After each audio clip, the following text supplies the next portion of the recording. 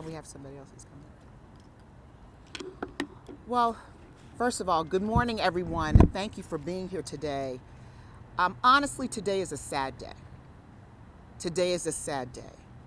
Because one thing that we know is injustice for one is injustice for all. And I can tell you, my name is C.K. Hoffler.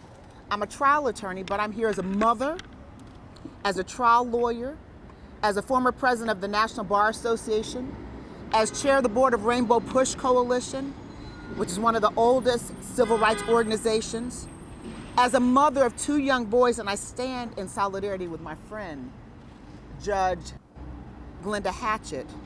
And for those of you, and I know you all know Judge Hatchett.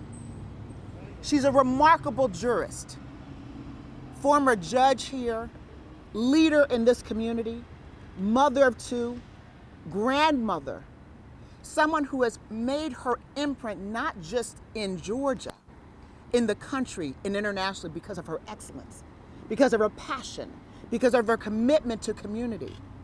And so for us to be here on behalf of Judge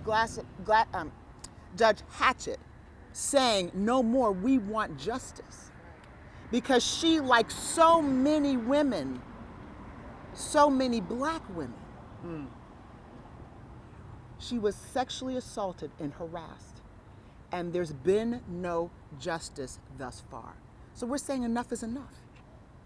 And on behalf of Judge Hatchett, who today is not here because she made a commitment not to make a public appearance on this issue until the criminal process has taken its course, until we are seeing some type of justice, she wants to say thank you. Thank you to each and every one of you standing here, assembled here, standing in solidarity with her. Thank you to members of the press who care enough to be here to hear what we have to say. So I've got the pleasure of introducing a man in our community, in the state of Georgia and nationally, who really needs no introduction. And he's going to manage this whole process because there are a number of people who are going to speak because this is an issue that concerns us all. Whether you're African American, whether you're a male, whether you're a female, whether you're white, whether you're Asian, no matter your cultural heritage, a woman should not be sexually assaulted under any circumstances, and especially not by law enforcement, by a sheriff who we believe is supposed to protect. And so if that happens, we need to have one set of rules. Because again, injustice for one is injustice for all. So, Malawi, did I pronounce it right? No, you didn't. That's okay. Oh, Maui. There it is. Davis. Maui Davis. I just said that to make sure y'all knew. Is a man of extraordinary talent. He's an extraordinary lawyer. He's a civil rights lawyer. He's a civil lawyer. He's an activist. He's extraordinary. He's the people's lawyer. He fights the fight every single day. You see him on TV. You see him in the papers. He is a person who trains and grooms young men, young black men in this community to be the best that they could be every single day. But who he also is someone who's compassionate, who believes, and who fights for injustice. And ladies and gentlemen, there's a terrible injustice here. So it's my pleasure to introduce my brother. I may mispronounce his name. People mispronounce my real name, which is Tracia. They call me Drusilla. So as someone who understands that, my brother, Thank you. thank you for being here. You're going to hear from a number of people, and I turn the floor over to you. Thank you. And good morning. We thank you all for being here. And as Attorney Extraordinaire C.K. Hoffler has already said, it's really a shame that we have to be here. It's a shame that we have to come out to this state capitol to demand that this governor suspend a sheriff who has violated the law, or at least has been arrested for a violation of the law. One of the things that we're reminded of on today are the words of one of our great shining princes, Malcolm X, who said that the most disrespected person in America is the black woman. The most unprotected person in America is the black woman. The most neglected person in America is the black woman. But we stand today as a coalition of organizations, of organizers, of religious leaders, of civic leaders, and we say that today we respect the black woman. and that we will demand respect for our women. And so that is why we're here, is to demand the respect that is owed, that is due. Judge Hatchett is, and speaking with her recently, I said, if you are not safe, there's not a black woman on the planet Earth who is safe. If you're not safe in these public spaces, because this happened in a space, this didn't happen in some smoke-filled back room. This happened in a space where other sheriffs were. This happened in a space where there were witnesses and there were people who saw and observed this sexual assault. And so if she's not safe, then our daughters, our nieces, our aunties, our big mamas, none of them are safe. But we have to make this space, this world, this state safe for black women, and that's what our intentions are. And so I'm honored to be here. I'm honored to be a part of this. We have some incredible organizers who have joined us. Again, this is a very broad coalition, and we just want a statement from Dr. Jonetta Cole to be read by Attorney C.K. Hoffler, and then you'll hear from some of the other organizers who are present here today. We have the NAACP, we have the National Coalition of Black Women, we have the Black Man Lab, we have the Beacon Hill Black Alliance for Human Rights, the Black Fathers Foundation, we have Gate City Bar Association, as well as the Georgia Association of Black Women Attorneys, and the Concerned Black Clergy as well. So again, this isn't just about any one singular voice. This is the voice of a community that said enough is enough, that this is way overdue, that he should have been suspended the day he was arrested. Yes. The governor should have taken action and suspended him, as he has done in other cases involving sheriffs across the state. There can be no politics when it comes to the black woman and our protection of her. So with that, Attorney Hoffler will come up and share a statement from the former president of Spelman College, Dr. Jonetta Cole. So Dr. Jonetta Cole regrets, as you know, many are evacuating from Florida because of the hurricane. And so she felt that this was so critically important that she wanted me to read a statement.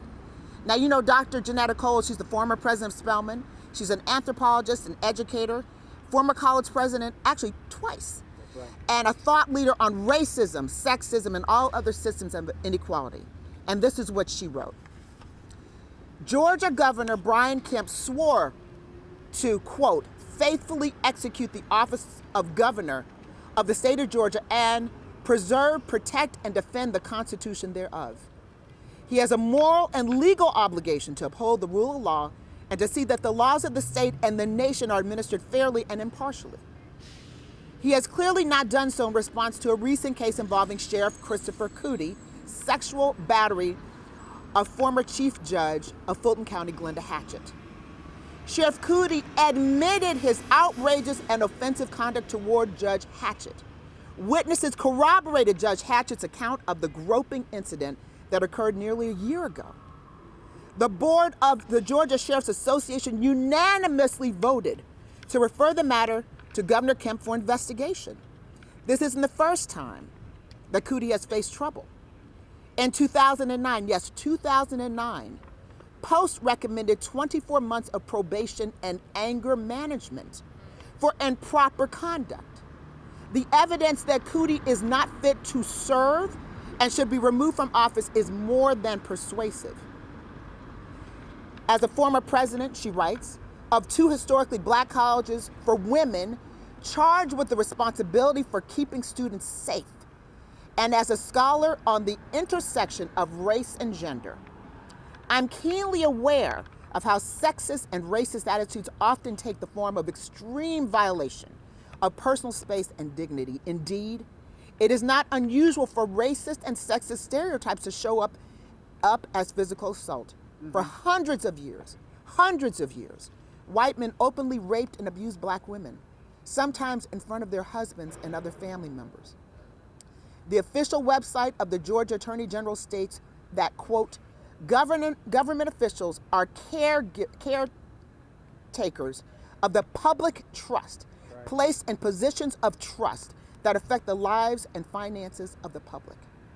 Citizens of Georgia have a right to expect that their government officials will be beyond reproach. The sexual battery of Judge Hatchett by Sheriff Cootie is a blatant expression of violating public trust and failing to be beyond reproach. Let me repeat. The sexual battery of Judge Hatchett by Sheriff Cootie is a blatant expression of violating public trust and failing to be beyond reproach. Governor Kemp has suspended sheriff after sheriff. And after the Sheriff Association Committee's recommendation before him, and he should take similar action now. To do otherwise is to condone the unpardonable. And again, that's a statement written and penned by Dr. Janetta Cole, who's a former president of Spelman College. Thank you. I want to bring up an attorney and an activist, a young brother who has continually fought for those who at times don't have a voice. He has ascended to the presidency of the state conference of the NAACP, Attorney Gerald Griggs. Attorney Griggs, thank you. Good morning. On behalf of the Georgia NAACP, we stand in solidarity with Judge Glenda Hatchett. But I'm going to take a moment of personal privilege to thank Judge Hatchett for taking under her wing a young lawyer and guiding me in the path of the pursuit of justice. So I not only stand here as the president of the oldest civil rights organization in this state, but as a mentee of Judge Hatchett. And when Judge Hatchett demands justice, we have to provide justice. So on behalf of the Georgia State Conference, all 108 branches, we are demanding swift and immediate justice in this case. Yeah. I said as I was inaugurated as president that no atrocity against a black person would go unanswered in this state. I also said that black women will be protected in this state. So when you have a jurist like Judge Hatchett, someone that's above reproach, someone that has dedicated her entire professional life to the pursuit of justice, she should not have to wait a year for her case to be heard. She should not have to wait a full year for the governor who sits in this office behind me to suspend the sheriff pending due process. I can remember several sheriffs, including the one that is the duly elected sheriff in Clayton County, being suspended as soon as he was arrested. That's correct. That's correct. So what needs to happen is due process should be blind in Georgia. Yes. What's good for a white sheriff should be good for a black sheriff. That's right. Because we are the birthplace of civil rights. And Governor Kemp, it's not 1860 and it's not 1960. It's 2022. So it's time for you to suspend this sheriff. It's time for the prosecutors to prosecute this case and present it to a jury that will speak the truth. So again, on behalf of the Georgia State Conference, we stand in solidarity with Judge Hatchett. We will be here from the beginning to the end, and we will demand justice. I thank her able attorney. I thank this coalition of people that are seeking justice. But on behalf of the oldest and the boldest association in this nation, we want justice, and we want justice right now, because black women will be protected on our watch. Thank you. Justice. Thank you, Gerald. Thank you, Gerald. We have another legal giant who will join us and speak. Averita Hanson, known affectionately as Mama Rita, has really been, for many of us, a godmother in this legal profession, in the black legal community, and in the legal community as a whole. She has just nurtured, encouraged, and emboldened so many of us to step out and do what you now see many of us doing at her encouragement and beckoning. And so I'd like for her to come and provide a statement from Gabois and Gate City. Yes, indeed. Thank you, my leader. I'm Averita Hanson, a past president of both the Georgia Association of Black Women Attorneys and the Gate City Bar Association, the largest and oldest organizations representing the interest of black lawyers and judges in Georgia. The mission of the Georgia Association of Black Women Attorneys is to nurture, support, and galvanize the power of black women attorneys, advocate for women and children, and empower our communities. The Gate City Bar Association was founded on the mission, among other things, to oppose arbitrary and capricious laws in our state with all the force and fiber of which we are capable as an organization, and to uphold and extend the principles of justice in every phase of American life, to the end that no one shall be discriminated against because of color, race, religious beliefs, or national origin. So we are here today because our Judge Glenda Hatchett is an esteemed and longtime member of both of these organizations and a national leader amongst black attorneys. I am here also as her friend and colleague, and we have over 40 years each of legal experience and expertise. The sexual assault of our member, the former judge, by a so-called law enforcer, Georgia's Bleckley County Sheriff Christopher Cootie, is outrageous and not acceptable.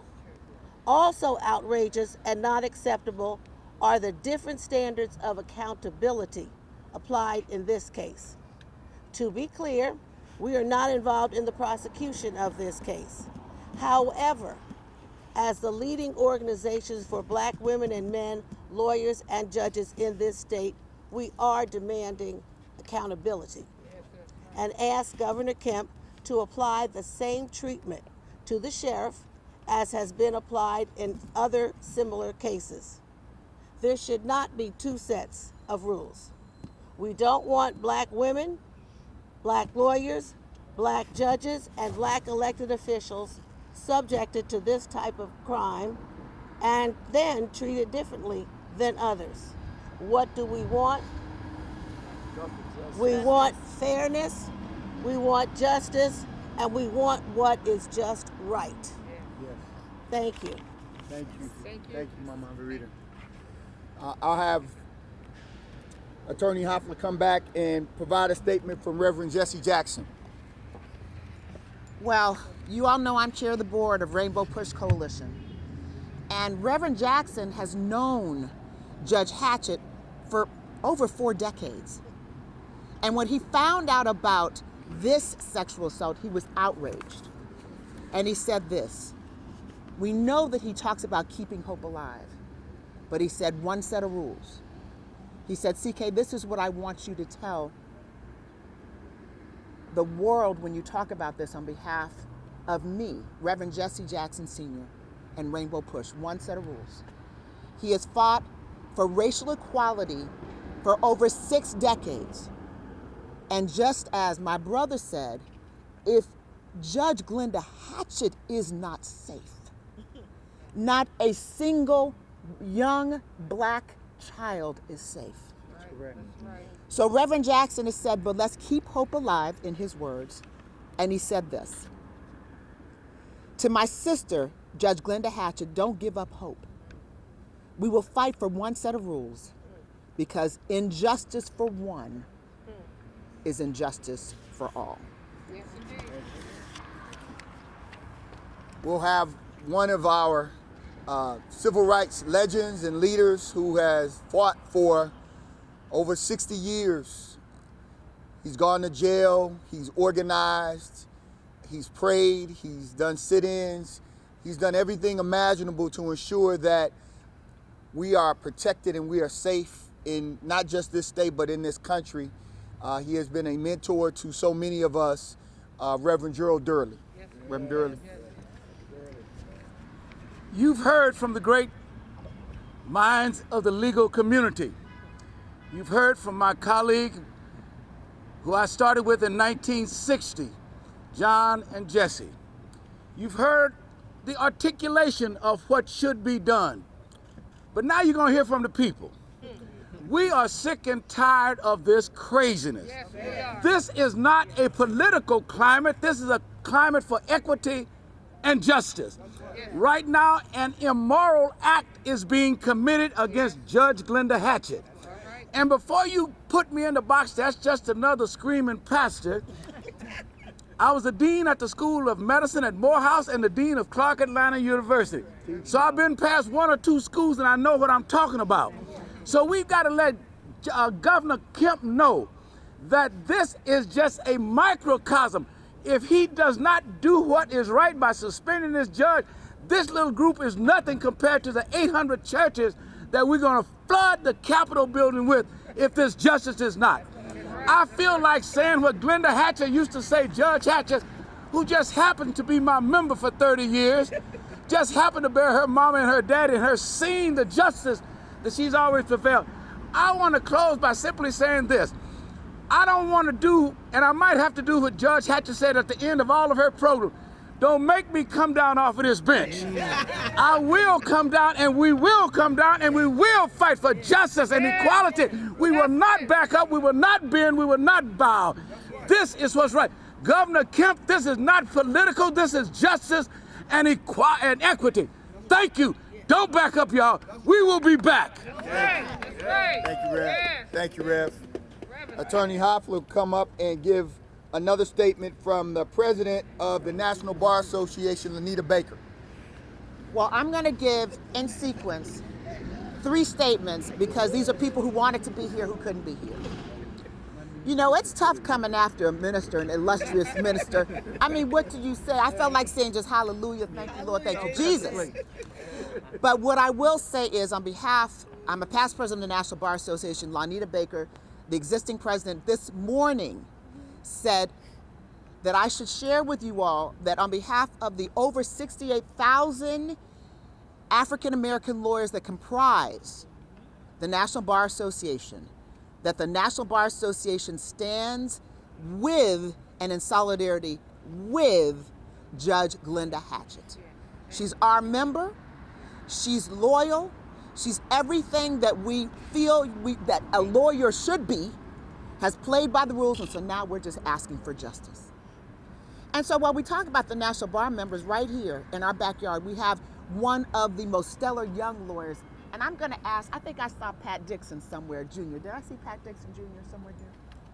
Well, I thought I saw him earlier, but one of the most stellar lawyers that this community has ever produced, who won a $1 billion verdict, the only $1 billion verdict on a single rape case. And that would be Chris Stewart. Now, of course, I take pride in him because he trained under me. Yes, I have to do that. But he is an extraordinary lawyer, and he couldn't be here today, but he wanted to say to his other mother, see, he has his biological mother, then he has his professional mother, and that's me. And then he has his other mother, Judge Glenda Hatchett, like Pat Dixon and so many other young men in this community. And he wanted her to know that anything she needs, any work that she needs, any legal help that she needs, as part of this team of lawyers that are there and standing with her, he's one of them. Right. So that's from Chris Stewart. And finally, a statement from Ambassador Andy Young. So we don't need to, it's right here. We don't need to do an introduction of Ambassador Andy Young because he's our Andy Young. He's our Andy Young. He's a father, he's a brother, he's from Georgia. He was one of Dr. King's lieutenants. He couldn't be here today. And you know, the statements that I've read and that I've given of those people who couldn't be here, they wanted to be here because they stand in solidarity. And Andy Young said this: we need to stop these abuses against black women. And we stand with Judge Glenda Hatchett until the end, because we are not going to allow this injustice to stand. That's from Ambassador Andy Young. We want to bring up just a couple of other speakers who are here, but I also want to just acknowledge that it's important to know that this coalition, this gathering, is very unique in that some of these organizations have never stood together ever before on any singular issue. And so I just want it to be very clear that Judge Hatchett in this situation is a galvanizing force that has pulled together organizations across the spectrum of our community. And that just doesn't happen unless you have built a level of trust and a level of love from community. And so I want to acknowledge the Nation of Islam is here as well. I also want to acknowledge one of our great poets, Hank Stewart, is here, and just want you all to see the diversity of people and organizations and organizers who are standing with Judge Hatchett, and in a larger sense, standing on the side and for black women. And with that, I'd like the president of the National Coalition of Black Women, the Decatur DeKalb chapter, Kiana Lawson, to come up. Thank you. Thank you. I am Kiana Ann Lawson, the chapter president of the DeKalb chapter of the National Coalition of 100 Black Women. We stand here today representing all 5 Georgia chapters on behalf of our sister and our friend, Judge Glenda Hatchett. We stand in solidarity with her. The mission of the National Coalition of 100 Black Women is to advocate on behalf of African American women, black girls, to promote leadership development and gender equity in the areas of health, education, and economic empowerment. Now, there was a call to action because Judge Glenda Hatchett is one of our national honorary members. So she called us, and it was a call to action, and we answered that call. And we will be here with her till the end, because as black women, we will not only demand respect, we will be respected. All right now. Thank you. We want to bring up from the Black Man Lab, the executive director of Black Man Lab, an organization that focuses on the development of young black men and creating safe space for young black men.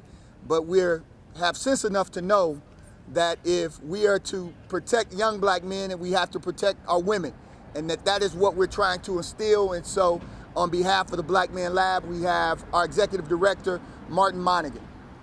Marty. Hi, I'm Marty Monaghan, the executive director for the Black Man Lab. Time and again, we come in these situations to support our people that are experiencing injustice. This happens far too often. We as Black Man Lab know that we have to be the backbone for our communities. We know that we have to support particularly our black women, as they have been the stronghold in our communities for so long. So we are here to do that. We are here to support that all the way through the end. One of our mantras is, we need you, and the other one is, we love y'all too much. And both of those things stand true today. We need our communities, and we love our communities far too much to not be here. So, along with all these other organizations, along with all this legal team, we stand here and we will be here through the end to support Judge Hatchett, as this is just one more injustice that we have seen in our community. All we ask is what's good for one is good for all. Thank you. Thank you. So our last voice is probably one of our most powerful, cultivated voices who, every time I hear this brother, I just know that God is listening, because he gives voice in ways that some of us just imagine, but he actually is able to articulate. I'd like for our brother Hank Stewart, one of our great poets, to come up and share. Yes, indeed. You know, I'm reminded of a story where this governor, him and his wife were riding along in a chauffeur limousine. And the chauffeur looked back between the people, attorney, and said that they were running low on fuel and that they would be stopping. So they pull into this little rundown city. They pull into this little rundown gas station. Out of this little rundown gas station came this little rundown man. And the governor's wife looked at that man. She says, I know that man. If I would have married him, he would have been, he would have been the governor. And so I'm thinking about our judge. So many of us are made because Judge made us. Dr. Janetta Cole once said, you can educate a man, you educate an individual, you educate a woman, you educate a nation. That's right. And so we know that we're better because of the judge. And so it is time for the judge to be heard. And And I look behind us and I'm thinking about a quote that says, "It is the responsibility of the conscious to make the unconscious conscious of their unconscious behavior." That's right. Let me say that again. It is the responsibility of the conscious to make the unconscious of their unconscious. Well, y'all looking at me like I got two heads. It's the responsibility of those who get it to help those who don't get it, because those who don't get it don't realize they didn't get it. And so Judge helps us to get it. So thank you, Attorney. Thank you, Attorney, for taking on this. Thank you, my leader, and all of the people sitting in CC, all of us, because we're here, and we're here for this long term. We know that the Montgomery bus boycott was 381 days. So we ain't going nowhere. That's right. We know how to stand the fight. Reverend James Orange knew how to stand the fight. We know how to stand the fight. So we're here. We're not going anywhere. We're going to stand with her as long as we need to stand, and it shouldn't take long. Thank you. Yes, sir. Hey, Hank.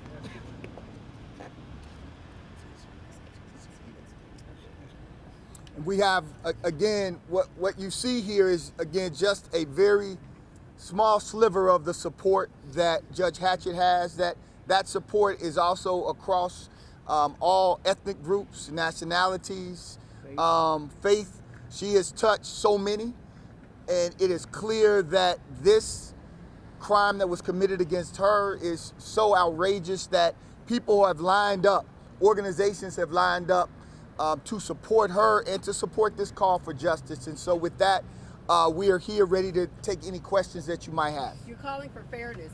How much optimism do you have that the governor of Georgia is going to listen to what you're saying and do what you feel is right in this case? We've long given up operating off of optimism. Our work is about creating enough pressure through the organized masses to force people to do what we know is already right. The rest of the world knows what's right. The rest of the world is looking at Georgia, scratching their head, wondering why would someone of this level be treated so horrifically and there not be any consequences. So our work is not to be optimistic, but to be organized. And so we'll continue to organize with this coalition of organizations. We have these statewide organizations, and it's our effort to bring forward as many folks as we need to make this as uncomfortable for the governor and for those who are in decision making as it is for all of us. Living in Georgia under these circumstances is uncomfortable and painful. And so we've got to spread that pain out and let some other folks feel that pain. I just want to read to you what the governor's office just said while you guys were speaking. They said, I'm quoting, "Because the current charge is a misdemeanor and the incident happens at an off-duty location, the accusation has not yet risen to the level required by state law to take action. We will certainly continue to follow this situation closely and review any new information that comes to our attention." So my question is this: if they are saying that this is not for them to take action against, then is it right to be calling for the governor to do something, or should you guys be focused somewhere else?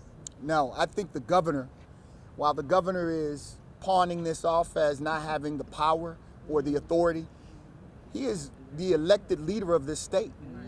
So as the elected leader of this state, this is the first that he has even come out and said anything about this.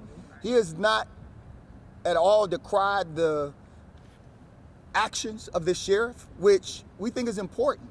See, what we've learned in the last 6 to 8 years is that leadership matters. And if that leadership is okay with the assault of women, then that is a trickle-down effect. And so he should be standing with us, speaking out against this kind of sexual violence against this woman, this black woman. And so while he can send that statement, have him come and stand and say that what happened was wrong and that what happened should never happen and that her life and that her dignity matters. Until he makes those kinds of statements, the message that he's sending is that this is acceptable behavior under his watch. How do you respond to critics who say that the timing of this news conference is meant to hurt Governor Kemp politically with the upcoming election? I say the timing, we wouldn't be here if he had acted in January or February or March or April or May or June or July or August. We're standing here in September because he has not acted. So this isn't about politics. This is about his inaction. And because he hasn't acted, this injustice stands and remains. And so the critics are everywhere, but those who are trying to change and transform not just this state, but this world, we have to act. And so we're here now because it has gone unanswered. And until he answers, we'll continue to have to be here. But to follow up on what the answer you gave me, so to get action, shouldn't you pursue this more so on the criminal level in the sense of having the sheriff arrested for sexual assault, right? And shouldn't you go that way instead of just, from what you just said, right? Instead of just having a governor stand there and saying, yeah, I join with you, but shouldn't there actually be action in the sense of a criminal, in the criminal lane? Right? And that's a great question. There has been action. In fact, that sheriff, he's been arrested. He's currently, again, out on a bond. He has been arrested. So that process is moving. But at the same time, what we have seen across the board is that when sheriffs are involved in misconduct, and it doesn't have to just rise to the level of a felony, the misconduct is what we're concerned about. The misconduct, whether it is in, he doesn't, as long as he lives, he has, as long as he is a sheriff, he could arrest anywhere, right? 24 hours, he could, if he sees the law being broken, he can make an arrest. That's the same kind of adherence that we need to see as it relates to this governor saying, whether you're at an off duty or not, you're still the sheriff. And you're still responsible for your actions, and you're still supposed to be a leader in law enforcement. And if you fail to do that, the governor can make the decision that you are no longer fit for duty. And that is our position, and that's what we're calling for. What precedent do you think that this sets? What precedent do you want this to set as far as sheriffs being suspended in Georgia? I know Mr. Briggs had mentioned Victor Hill being suspended and the sheriff not being suspended. Well, again, we're not here to call any individual case, but we know, and you all are the reporters and you all can do the research very easily, the number of sheriffs that have been suspended when they are either under investigation, arrested, or they have done something that, again, violates what appears to be their oath of office. And so our position is the precedent that it sets is that certain behaviors are off limits, that we have to set a bar and we cannot allow any political affiliation to prevent us from ensuring that justice is in fact realized. And for us, the question becomes, and we've seen photographs with this governor, with this sheriff, and so we're left wondering, is this inaction a result of some personal or political relationship? That's what the state is left wondering. Why not him? And the only thing that we have left when the governor doesn't come out and say, this was deplorable, I condemn it, and I can't say it in the strongest of terms, then it says, I'm gonna take my hands off of it, I'm not gonna be involved because this is one of my buddies, this is one of my friends, this is somebody that I'm close to. Let me just add something. It's awfully curious that it took this press conference and these organizations coming together for the governor to issue a statement. That's awfully curious. So I'm a trial lawyer. You made a very good point, young lady, when you talked about, what other types of things. There are other types of things that are in the works. But this is what we're doing at stage one publicly, because there's not going to be a pass for this one. Because what Judge Hatchett represents is every single young black girl, not just in Georgia, but in this country. To that point, not to beat a dead horse, so people are very clear, you want the governor to remove the sheriff. It's not, we know that the misdemeanor cases going through the courts, but he has the power today to remove that sheriff from duty, correct? That's correct. Attorney Grigg, you want to share? And, as we are matriculating through the criminal process, a prosecutor made a determination of only one offense. But if the sheriff did in fact do this, it would be a violation of his oath of office, which is a felony. And so for the governor to deflect And again, to only come out after some of the most powerful organizations in Georgia who are nonpartisan called him out is curious. What needs to happen is justice needs to be fair and balanced. This is not about politics. This is about law and order. And so for a governor who runs around saying he is the law and order governor, the law applies to law enforcement as well as civilians. So for a former chief judge, let me say that again, the chief judge, that means she was the head of the judicial branch in Fulton County. She should get the same level of justice as anybody else. If I was charged with sexual battery, which I believe is a crime of moral turpitude, I would be suspended as an officer of the court. The same level of energy should be expended for law enforcement as anybody else. So we're calling on the governor on behalf of all these organizations, but also on behalf of the oldest civil rights organization in the country. Suspend the sheriff and let's have due process. And bottom line, Attorney Davis, bottom line, what happened to your client? So Judge Hatchett was attending a social event when this sheriff, and again, intoxication is never an excuse for violation of the law, when he sexually assaulted her, when he groped her publicly, when other people they saw it. So this wasn't something that, happened. There are witnesses to this. So this isn't, some left-leaning wild conspiracy. This is fact. It happened. And so because we know that it happened, who are we if we don't stand up and say, we're not going to allow this to move forward without the governor taking the right position. He's supposed to represent all of the people. All of the people. He's supposed to protect all of the people, including our women. But maybe not this one for some reason. But not on our watch. Have you heard from the Georgia Sheriff's Association? We have not. We have not heard from the Georgia Sheriff's Association. Should this continue dragging on, what is the legal recourse and what steps do you all plan to take? Okay, let me. So, one thing that we can't do is tell you our legal strategy. We love you, but we can't do that. But what we can do is, this is just stage one.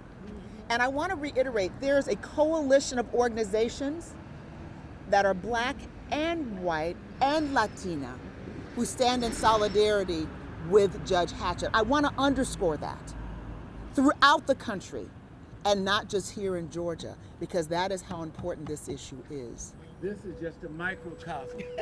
This is just a small group. Governor Kemp, you wait till you see what we've got. Thank you all. We appreciate your time. Can you say and spell your full name for us? Oh, my name? Okay, my name is CK like Calvin Klein. Hoffler, H-O, 2 F's like Frank, L-E-R. And I own my own firm, the CK Hoffler firm. Thank you.